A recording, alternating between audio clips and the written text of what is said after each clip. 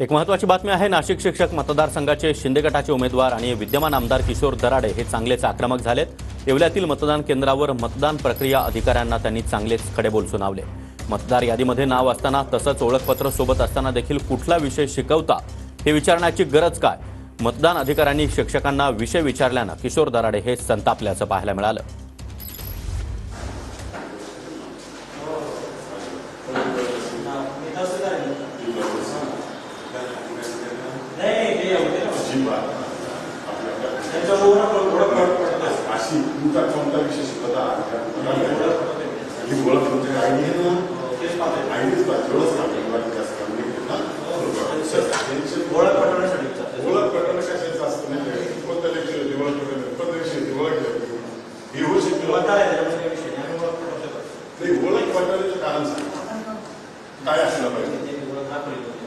माझा प्रश्न तुम्हाला ओळख पटवण्यासाठी तू कोणता विषय शिकवते? ओळख